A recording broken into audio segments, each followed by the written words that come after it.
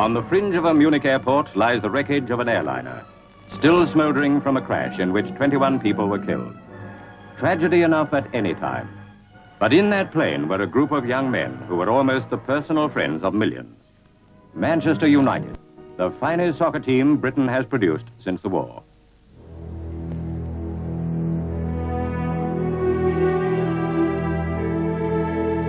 The awful day of the Munich disaster was something which none of us had ever lived through before. It was like a day that never happened in your head. People was crying on the seats. It was like something similar to when Princess Diana died.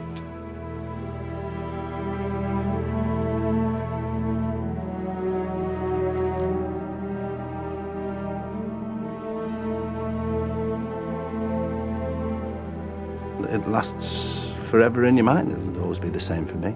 I'll never really a day goes past and you don't think about it, one form or another.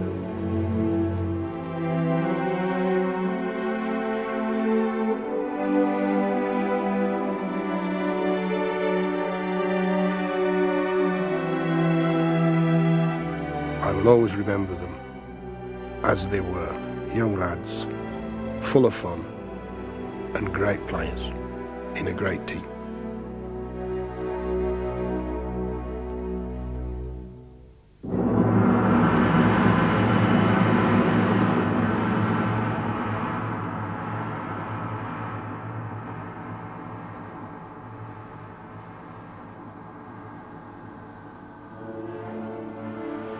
"40 years ago, Manchester United played a European Cup match in Belgrade.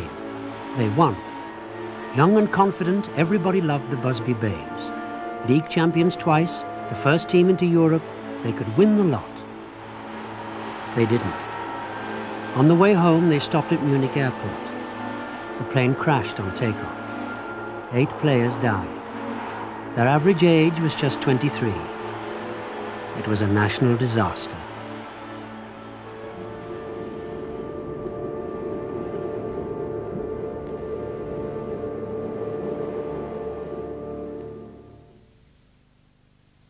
Back in the early 50s, the Babes were just a twinkle in manager Matt Busby's eye. Then, if a big club wanted a new player, they simply bought one and hoped he'd fit in. Now Busby wanted to build a team from scratch, to start a family. His new youth policy began in the back streets. Lads in his own image, lads that were hungry for success. Duncan Edwards loved football. He took the ball to bed. Soon, football would love Duncan Edwards. Near the German goal mouth, left half Duncan Edwards cuts through the defence line like a knife through butter. He beats Vapers and shoots, and it's in the net. A beautiful goal. He was kicking a ball before he could walk. So when he was going out down to my mum's on a Sunday, he'd be kicking the bricks. I was just like, people are watching you, but he didn't care. He'd keep kicking all the while you went along the road. Couldn't stop it. Well, that's the way we used to go on with him, you know. The clubs, all the clubs were watching him. And he was booked to play for England. He said, well, Mum, he said, I think the best club that I would like to go to in the country is Manchester United. So I said, well, if that's what you want to do and where you want to go, I said, you do it, you go. At 15, Duncan Edwards signed for Matt Busby. Many more followed. Bobby Charlton was part of the most talented youth team ever. Then, Busby threw them into the first team. It was a revolution. He had a purge. He would pull out about 5 recognised players, you know, really famous players, and then he banged 5 youngsters in, which at that time was unheard of. You know, you never played young players. You know, this is a hard, tough man's game. You know, put young players in amongst all these big rough diamonds. A 17-year-old couldn't possibly play football in some of the old fogies' ideas. How could he? You know, that was there. If he wasn't 23 or 25, he couldn't have known anything about football. And suddenly, the attention of the whole country was on Manchester United. You know, so, and of course the Busby Babes, because they're playing babies, you know, they can't possibly win anything. but it exploded and it just went on.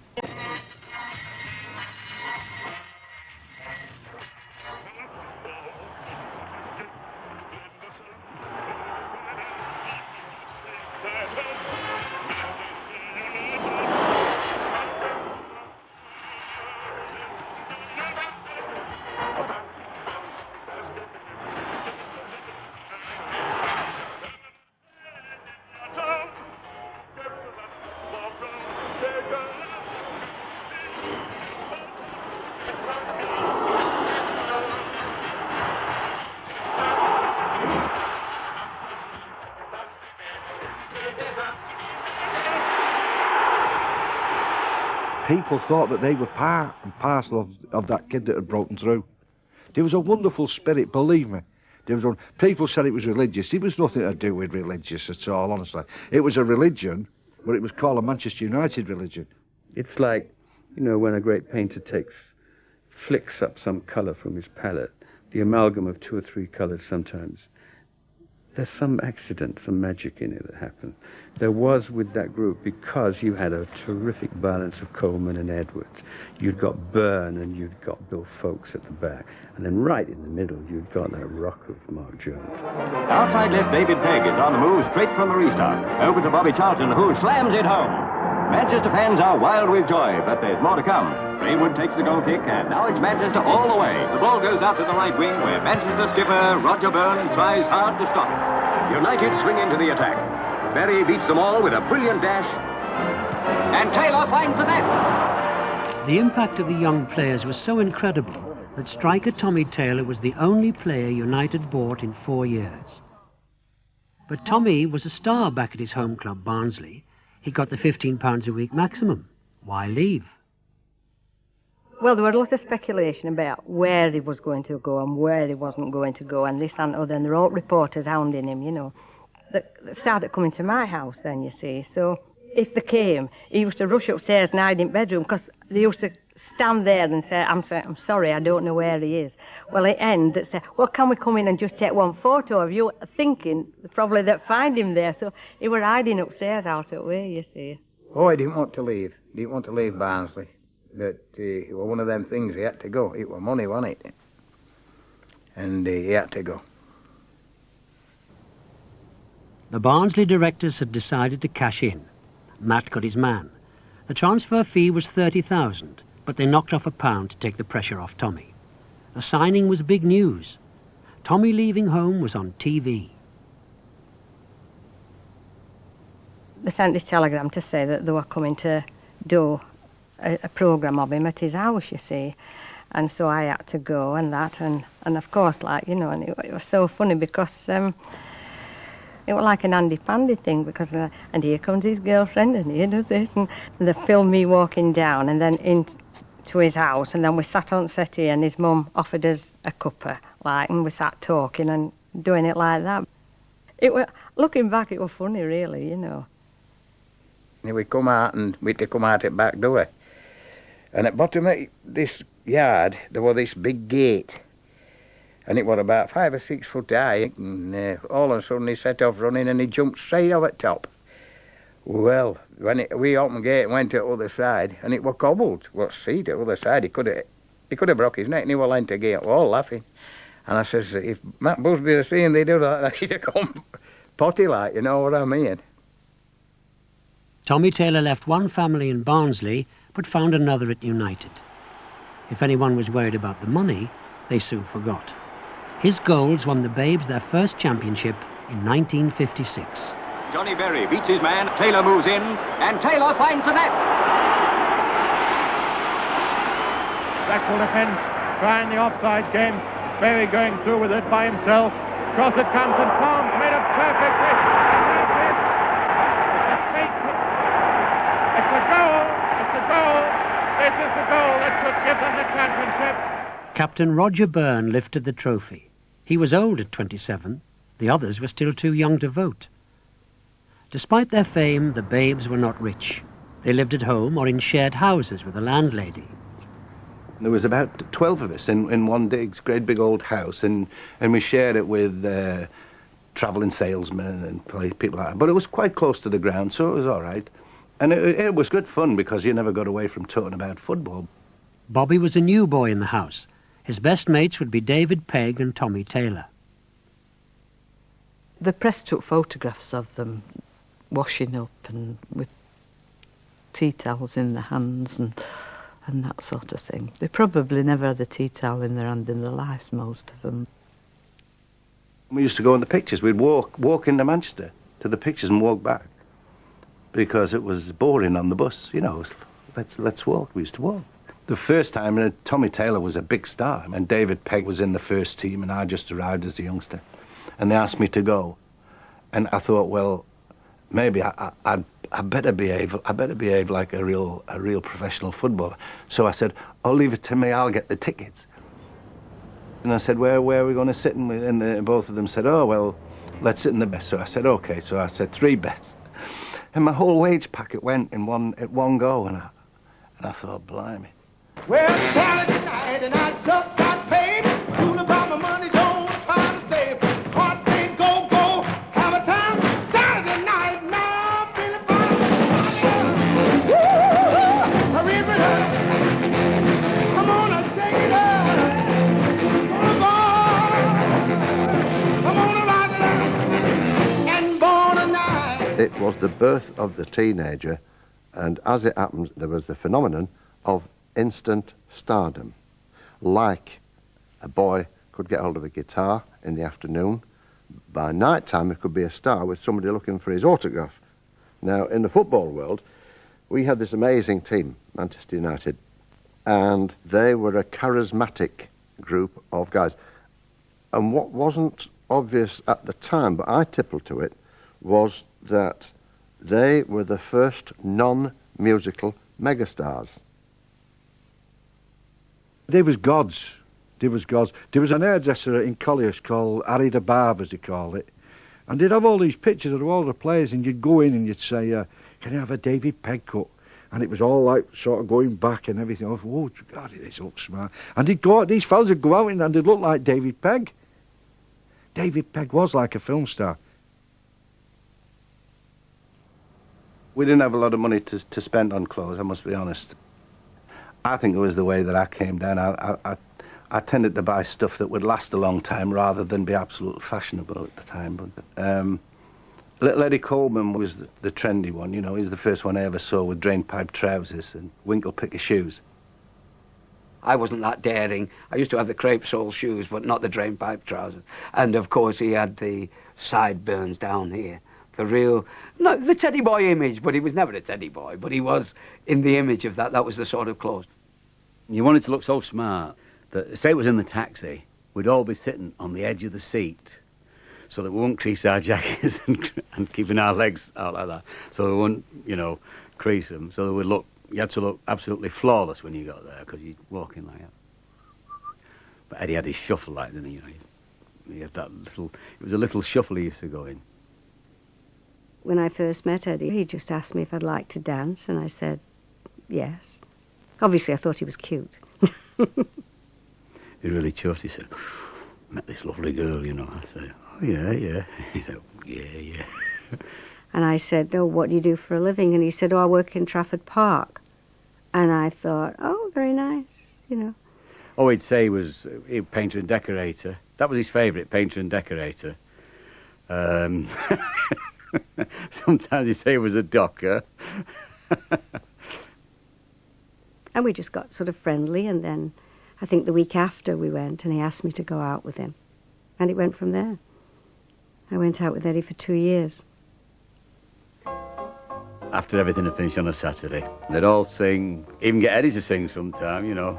When he'd had a couple of drinks, Eddie fancied himself as a singer sometimes. Forget the songs you sing, but he fancied himself as a singer, you know. Pennies from Heaven. That was his song, Pennies from Heaven, because he thought he had a great voice. And Bobby would get it, Bobby Charlton would sing in there. And Bobby did actually have a fabulous voice. You know, he sounded a bit like Bing Crosby. Oh, was it Frank Sinatra? Sorry, Bobby.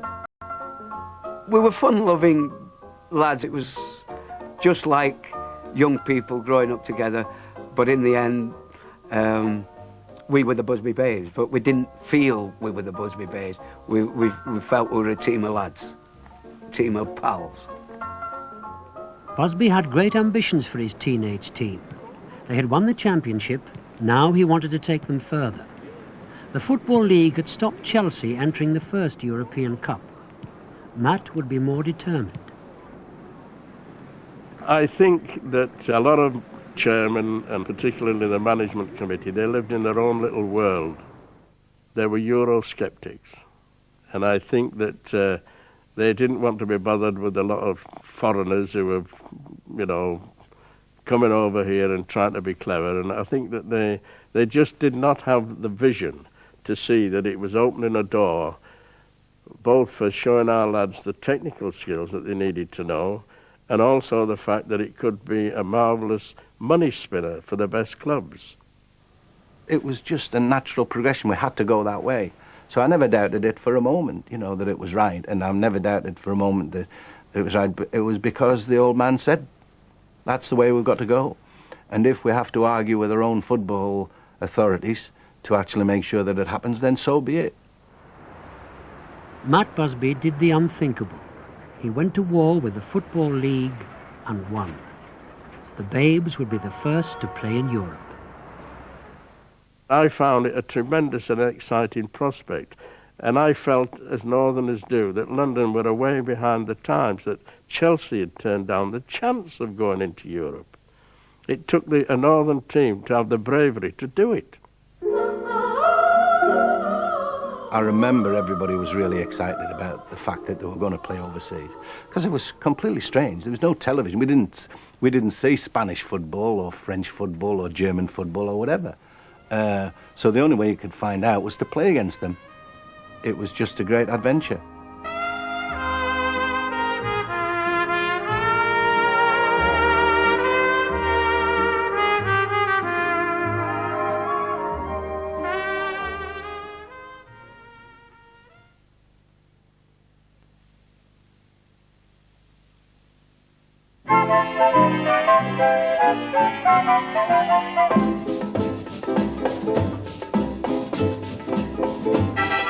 The Babes were the first English team in Europe. The idea of flying to Bilbao for a match seemed incredible. It was another world for players and supporters. Spain and all the places, it was foreign, it was like on a different planet. We'd never been there. We might have seen them on the pictures, like, you know, where it's always sun shining and people are drinking there and they're lying and swimming in the sea and all that. Well, we couldn't do that. So for Manchester United to go into Europe, it was a wonderful adventure. It was fantastic. It was like the voyage of Sinbad. It was very cold. We were expecting northern Spain to be sunny, but it was in the time when the winter, and they had snow there. It was all completely different. The way the loudspeakers going with Spanish, giving the team information. And then the tom-toms, the drums, or the roar was different. The Spanish roar was like it is now, still different than an English roar. When somebody's had a shot, it's a whoosh.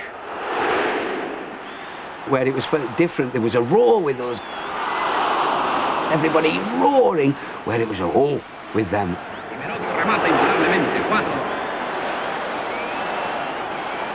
I thought, oh, we're in real trouble, because they'd scored the fifth goal to make it 5-2, and then Bill Whelan picked up a ball. And picture it, very heavy, lads struggling to move, getting late in the game, 5-2 down. He unleashed a 20-odd yarder. Flew in the net. A wonder goal. We've got a hell of a chance here. And it lifted everybody's spirits.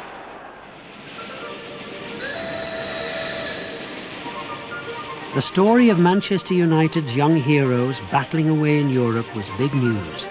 The papers fueled the public's imagination. These newspapers must have made a fortune in them days, because they'd be buying every newspaper, not one, they'd buy all the lot to read about how Manchester United done in Europe. And there was nothing nasty. There was nothing like you read today, this fella's knocking about with the Spice Woman and this fella's going with the River Dancer Woman and all this time. There was none of that. the worst thing that he ever did was Duncan Edwards bought this bike, a rally bike it was, and he went in without lights and he got fined 10 shilling, and Busby fined him 2 weeks' wages because he'd taken the name of Manchester United into a court. In your dreams, you joined United at 15 as an apprentice, got in the first team at 16, and played for England at 18. It came true for Duncan Edwards. Duncan, first of all, he was a star who didn't act like a star. He acted like just one of us. We became internationals, we became stars. Bobby Charlton, a world-famous star, and he will tell you he couldn't match the great Duncan Edwards. He's fast, strong, tough, pass the ball, brave, head the ball, you know, and head really decisive goals, you know. Lived the game, you know, and he would break teams. He could break teams himself individually. If we were 1 goal down, he'd say, well, don't worry, Walter, at half-time. He said, Walter, don't worry, I'll get a goal for you in the second half. You know, he had this confidence in himself and in the team. Brian Douglas pulls the smart one back to Duncan Edwards, who bangs it home. With only 7 minutes to go, Edwards got the ball, saw his chance and whammed it home from 25 yards up. So England won 2-1. He used to run out like, and he'd jump and start doing this, jump into head an imaginary ball that wasn't there. But it was fantastic, and he'd be running on the spot and he'd do these exercises. He was the first man that ever did that. The rest of them used to just run out as though they'd just come out of a pub or something. And then he'd roll his sleeves up, push his sleeves up, and then he'd turn his top of his shorts down like that, as he could have his thighs free, you know, as he could kick well. So laugh at him. In the 50s, even Duncan Edwards had to do national service. He played for the Army and United. They released him to play in the return game in Manchester against Bilbao. Bobby was not so lucky. One of my sergeant majors asked me if I was going to the match. I said, I'm not going to that. I'm doing my national service. And he said, oh, I'd love to go to the game, you know. The game, this was the Bilbao game. And I said, well, I'd love to go as well, you know, but I'm stuck here.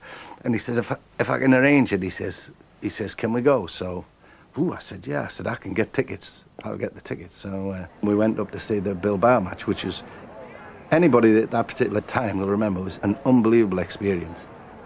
I was at Main Road that night, and I remember it, and it was the most pulsating, tense occasion that I have ever been in. I've had 4 children, and my wife's insisted at every one that I had to be there at her bedside. It wasn't my choice, I can tell you. And that night at Main Road was so similar to that night when my 4 children was all born. That's how pulsating it was. Floodlights at Main Road, Manchester. Having lost 3-5 in Bilbao, United must beat their opponents by 3 clear goals to reach the semi-finals of the European Cup. I remember thinking, oh, this is paradise, you know. But I was so involved in trying to get the 3 goals like everybody else. And I mean, it was deafening. 4 minutes before half-time, Manchester's Violet goes through and it's a goal! The cheering was unbelievable. And the way the team played, oh, it was fantastic. Tommy Taylor, that was Tommy Taylor's finest night. I'm telling you, it was Tommy Taylor's finest night. And they all admitted that if they wanted a breather, they booted up to poor old Tommy. Taylor gives Carmelo a bump. But Atletico de Bilbao are renowned as a cracked Spanish 11, and we were glad we weren't defending the Manchester goal. Manchester's second came from a free kick, Taylor doing the rest. Tommy Taylor made the goal for the last one, and he got the 3rd goal. And everybody was jumping and crying and grabbing each other and hugging each other. And you lived on that for months. It kept you buzzing. You didn't need a drug like they need cocaine, all that today. That was the drug for you. That was the drug, seeing a wonderful team of these young lads all coming together and playing a wonderful game. So simple. Bilbao was the night of nights for the Busby Babes. But in the semi-final, they narrowly lost to Real Madrid. Playing abroad had been wonderful, a great success. Everybody enjoyed it, Matt, the players and the supporters. No one doubted that next year they could go all the way. But safety in the air was beyond their control. Back in Bilbao, there had been an omen of the disaster to come.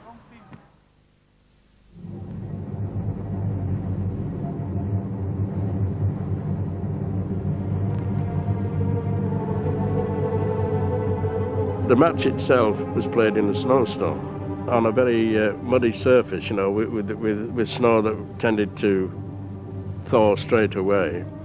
And when we came to take off, the aircraft was covered in ice, snow, and the pilot wouldn't take off until we had swept the wings.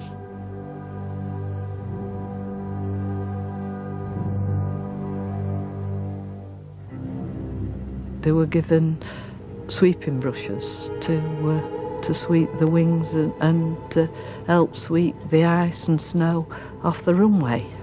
We knew that we had to be back because the league would have been down on the club and on the players. You know, we don't know whether they'd have been suspended, fined or what for not getting back to fulfil the fixtures. It was treated as a big joke, you know, everybody was laughing and smiling, let's say, all right, skipper, and all that kind of thing. We were up. I was on the top of the thing, brushing it with Eddie and Bob, Duncan, and we were, you know, and we actually cleared all the snow and ice off the wings. We didn't think anything of it at the time, but I think it was exactly a year before the Munich crash. Nearly sure it was.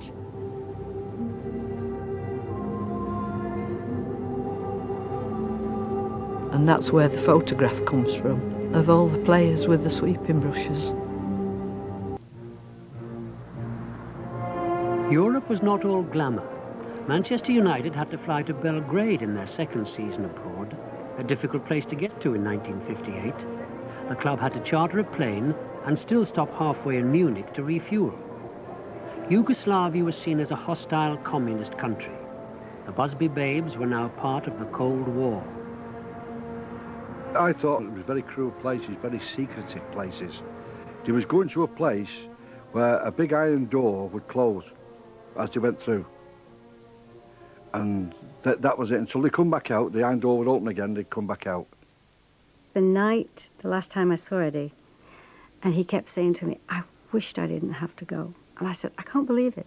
You've got this fabulous job, you can go all over the place. And he said, Marge, I don't want to go. My bag was packed, it was in the, I was just waiting for the taxi to come, and Jimmy Murphy pulled me to one side.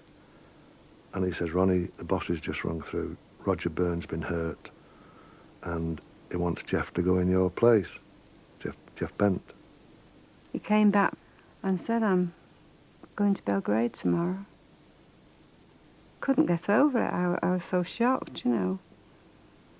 He said, I don't have to go. He said, the boss said that if you can't manage, you know, I don't have to go. I was a bit irate, actually. And Jimmy says, well, calm down, it's only a trip out. And Jimmy tried to calm me down a bit, and I said, oh, well, I'll see the boss when I come back and see about my future. He said, you won't be able to manage on your own with Karen. And I said, I will be able to manage. I said, you go and enjoy yourself. And I know, looking back, it's the first time he'd ever been like that. Because he just didn't want to go. Not there, behind the Iron Curtain. All the North's top football writers joined the players on their flight into the unknown. Families and landladies made sure they were well prepared. I don't know, we assumed that they didn't eat in the Eastern Bloc, so we took hundreds of bags of sweets and chocolates. I remember one player actually was frightened to death that he was going to be hungry. He took a stove. He actually took a little miniature gas stove so that he could cook something. And when we got there, the food was perfectly adequate. The match in Yugoslavia was a sellout. United had won the first game in Manchester 2-1. They needed at least a draw. Belgrade fancied their chances. So did the Babes. The tension was unbelievable. We knew what we were facing. They were a great side. But we just turned it off. We just went at them. We attacked them, you know, and I think we surprised them. United started as if they wanted to get home quick. The young players put on a virtuoso performance. At half-time, they were 3-0 up. In the second half, the game changed dramatically. Now it was the referee's turn in the spotlight. Manchester hat dann an härtere Mittel gegriffen, überhaupt unverständlicherweise, denn sie haben ja 3-0 geführt. We'd had a few bad referees, but this one was outrageous, I thought. You know, I thought Harry Gregg was going to have a heart attack. Some of the decisions to this day, Billy Folks, was penalty kick given against Billy Folks when the guy pulled him down.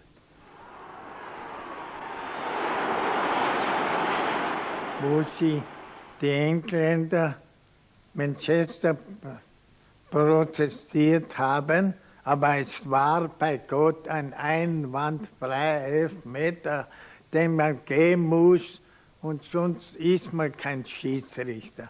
Wenn einer ist, dann ist einer und fertig. Belgrade's dramatic comeback would end at 3-3. It didn't matter. United were through. The British press criticised the ref. It didn't matter. Nothing about the match would matter. Enjoyed the party, enjoyed the banquet. The lads were lads. They had a drink. Been up all night, whether you drunk or not. We got to the airport the following morning with the sore heads and tired heads, and that includes the pressmen. They all sore heads as well. Everybody on the aircraft in a real happy mood, come back to play Wolves. At Belgrade Airport, 44 people got on the plane carrying the Manchester United party home. Half of them would never get there. The boys played cards, cracked jokes, slept off their hangovers. Busby and his trainers wandered about the game with Wolves, while the pressmen swapped stories and angled for scoops. Halfway home, the plane touched down at Munich Airport to refuel. It would never fly again. Everyone got off. Time for a quick cup of coffee. And the terminal did what anybody does, buy a present for family, relation, whatever. And sometime later, 5-10 minutes, called back and board the aircraft. Anyway, we were watching out the window and we didn't get off, and the brakes went on and we shuddered to a stop. And we turned round and went back up the runway. I didn't think anything of it at all. Took a little bit more interest because the snow was getting deeper. Down the runway again. The same situation. Time for takeoff and we hadn't got off. We apologised and they said this time they would go back to the terminal and we'd disembark. There'd been chat among the lads that we'll come back by the hook of hand and we'll have a game of cards and a few bevies. On the runway, the crew could find nothing wrong with the plane. They decided to have another try. Back with the players was Vera Lukic, the wife of a Yugoslav diplomat in Britain. United let her join the flight at Belgrade so that she and her baby daughter Vesna could join her husband. Now she was having second thoughts. Ja sam se strahovito uplašila i onda sam odlučila da idem na stanicu, da zovnem taksi, da idem s detetom. I u tom razmišljanju meni je prišao Franz Taylor i rekao, Miss Lukić, avion je popravljen, mi idemo za Manchester, mi sutra imamo utakmicu. Every time I get on an aircraft, I feel the same. You know, the pilot must be sure that it's okay. And if he's not, well, he's dead and I'm dead. So by the time I got my coffee, he said, you know, we're going. We're back to the aircraft as quickly as possible. So, the cold feeling, I really did. There were frightened people on the aircraft. Everybody changed seats. David Pegg left us. Billy went that side. Dennis and Bobby come from down here up there. And then little Johnny Berry spoke and somebody laughed or coughed and he said, we're all going to get frickin' killed here. Billy just leant across to me and he says, Albert, this is death. I'm ready for it. We went down the runway and I thought we were airborne actually. but then we began to have these impacts. Terrific bounce in the aircraft. It seemed to go up, you know, terrific. Of course, by the time I'd looked like that and seen the end of the runway, I thought, Christ, we're not going to make it. Smashed the fence, turned around, hit the fuel dump, split the plane in half. Tearing, ripping, thumping and banging.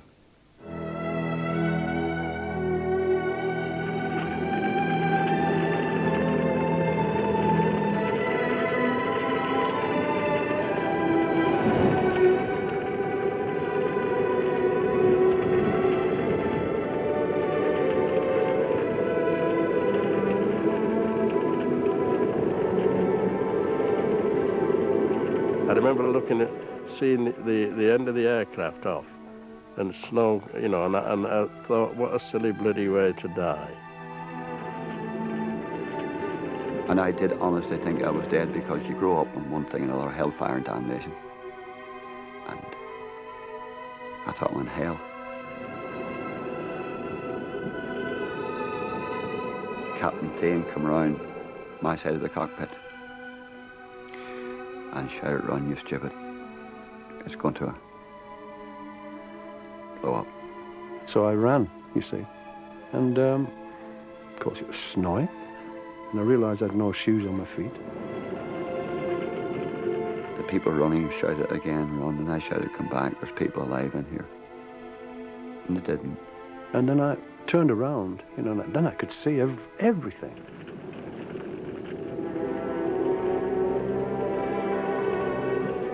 I was frightened of what I'd find. And I found the suit first, and there was nothing in it, which was relief in the darkness. And then eventually, under a lot of rubbish, I found the baby. And I crawled out and started to run with it.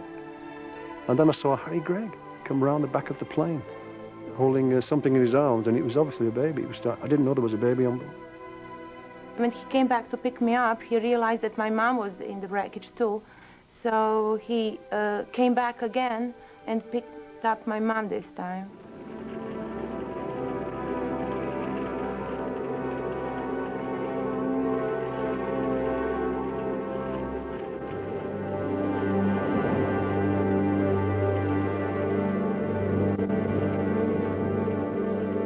Here is the news.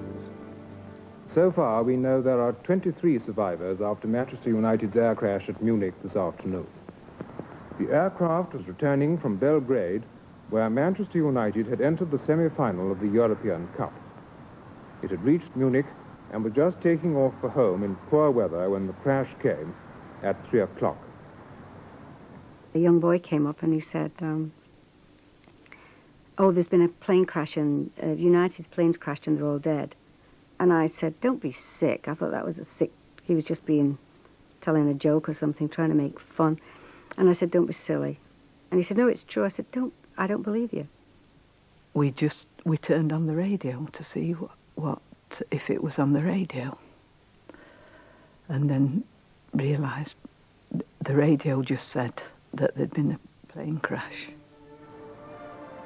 Crowds of people were at the newsagents grabbing newspapers. People had assumed up till that point the crash wasn't that serious. That even though someone had been killed, perhaps it's the older people or the crew, not young fit footballers, that they wouldn't be dead.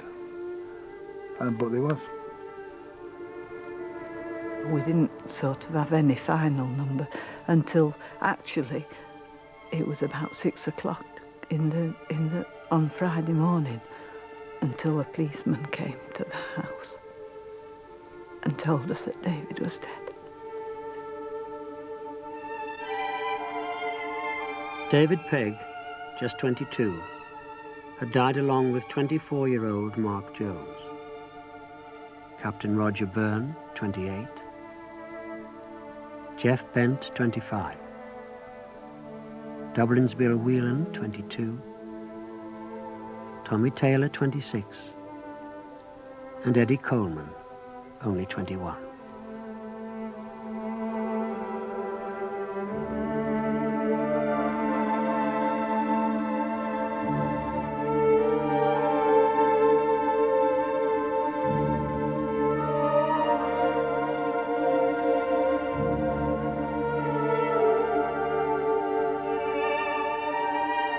The next day, Harry Gregg and Bill Fuchs went to see the injured in hospital.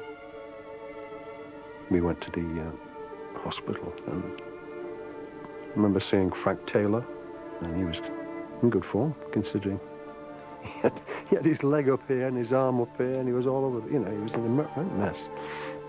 And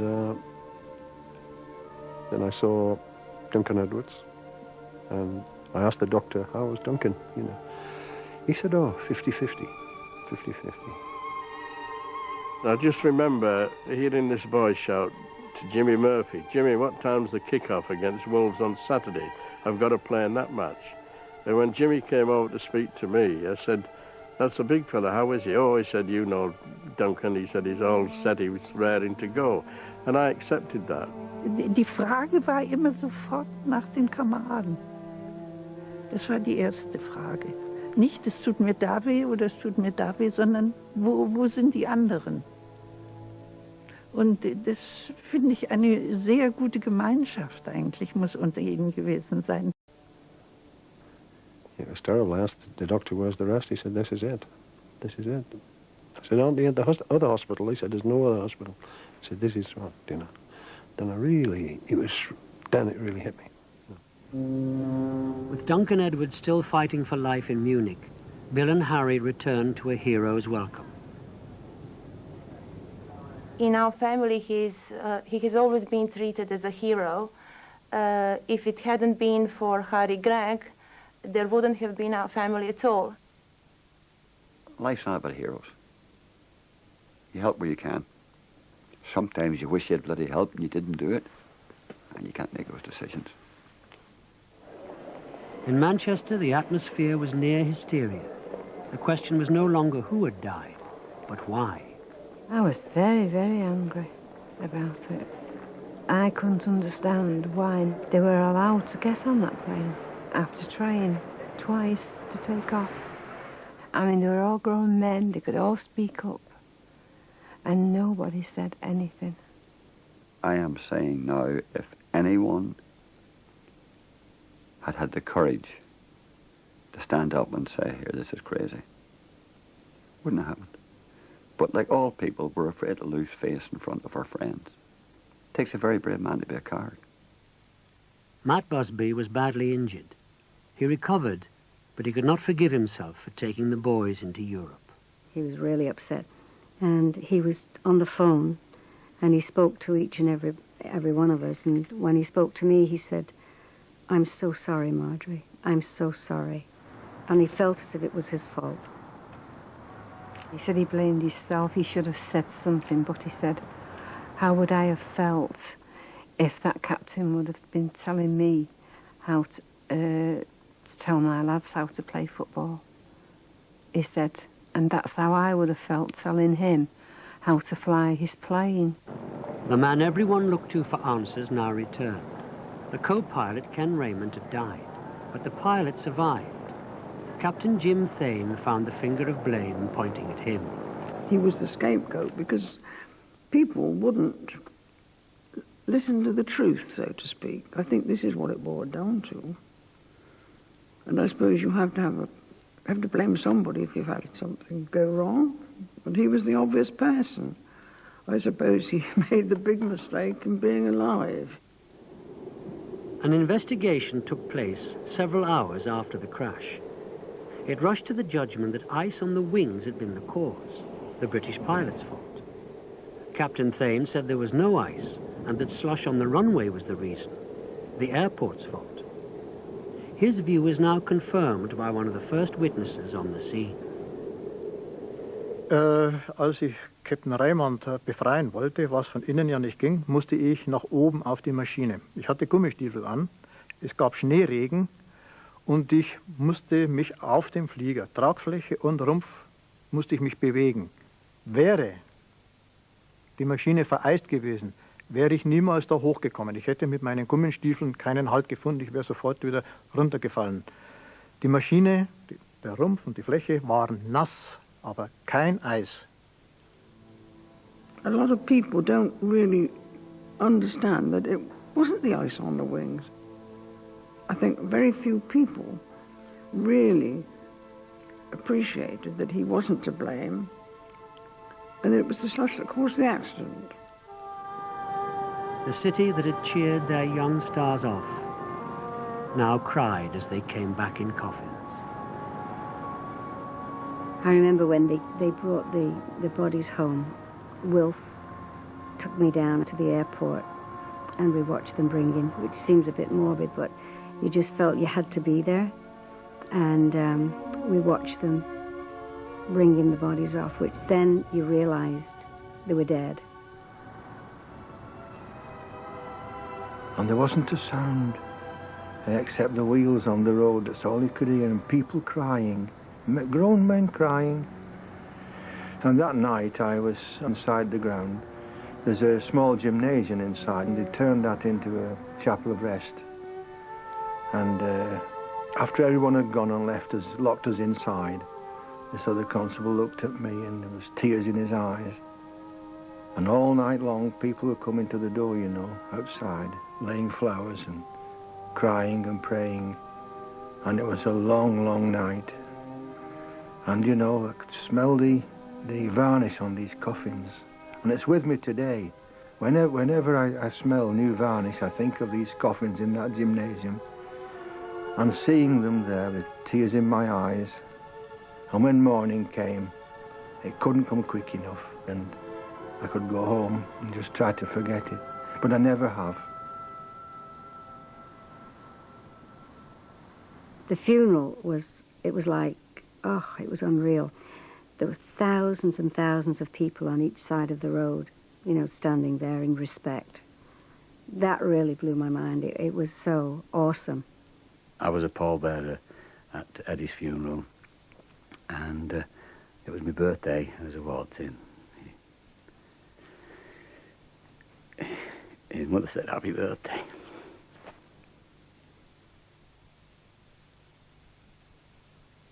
When Eddie left to go on the Munich, he bent down to kiss his mum goodbye, and he said, "I'm going now, Lizzie."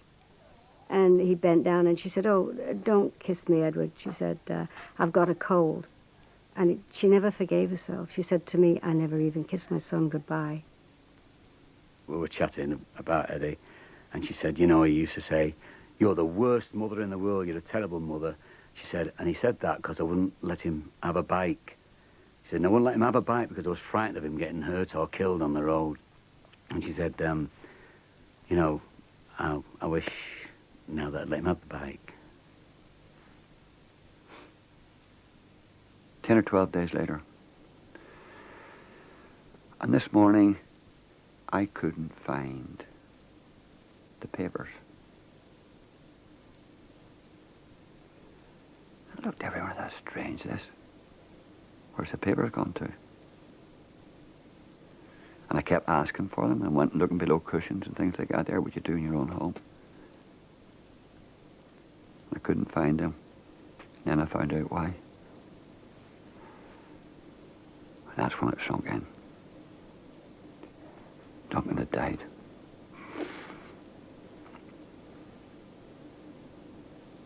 You felt he was the essence, the heart of the whole thing, really. He was, in a way, symbolic of everything that United stood for. And he was a world-class player. He was one of the great players of the world. I never said how good he was, nothing, no, the dad. We never said nothing to him like that. We wouldn't. No, never told him that. Yeah. I never told him that I loved him. But I did. I thought there was nobody like him in the world. I'll tell you that. Yeah. But I never told him. Sometimes I wished I had, you know. Yeah. He was really a lovely liver. He was a lovely lad.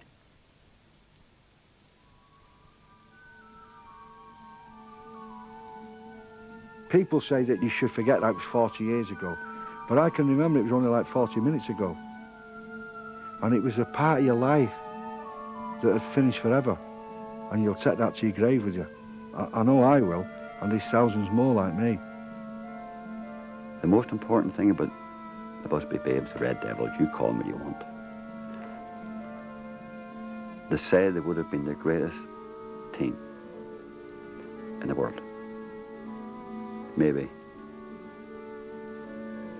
They say they might have been the greatest team in the world, maybe. But there's one thing very sure, they were the most loved team.